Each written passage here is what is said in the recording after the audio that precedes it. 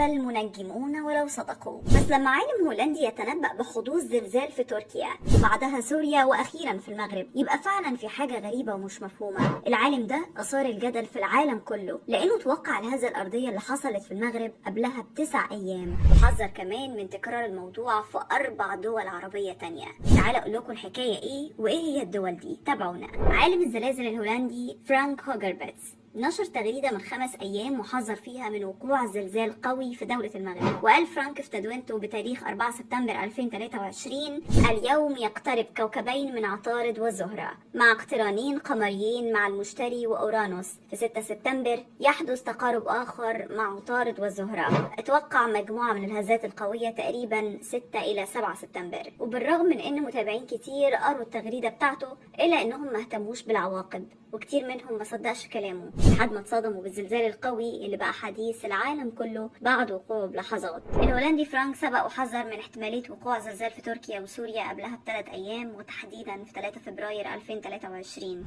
وفعلا حصل زلزال في 6 فبراير، وكان أهم حدث في العالم كله وقتها بسبب أحداثه الصعبة ووقوع ضحايا كتير. الغريب بقى إن معظم العلماء عندهم إصرار غريب على عدم إمكانية التنبؤ بوقوع الزلازل والهزات الأرضية. يجي بقى لرد الدكتور عباس شاوي أستاذ الجيولوجيا في جامعة القاهرة، واللي قال إن في عشرات الزلازل بتحدث يوميا على كوكب الأرض، وإن النهارده بس حصل 650 زلزال، بينهم 13 زلزال قوتهم أكبر من 5 بمقياس ريختر، و2 أقوى من 6 درجات في نيوزيلندا والمغرب. وأكد شاوي إن تنبؤات العالم الهولندي غير علمية، ولو كان صادق يصدر بيان يعلن خلاله موقع أي زلزال يتنبأ بيه وقوته كمان. وأكد إنه حتى الآن الموضوع ده مستحيل عمليا ومفيش أي وسيلة للتنبؤ بالزلازل. أما بقى عن ال4 دول اللي متوقع حدوث زلازل فيهم، فأكد إن ظهر في خريطة الزلازل في الجنوب والجنوب الشرقي، وتحديدا في لبنان والعراق وإيران. ولما اتسأل عن احتمال حدوث زلزال في مصر قال نعم، لأن هذه المنطقة عرضة للنشاط الزلزالي،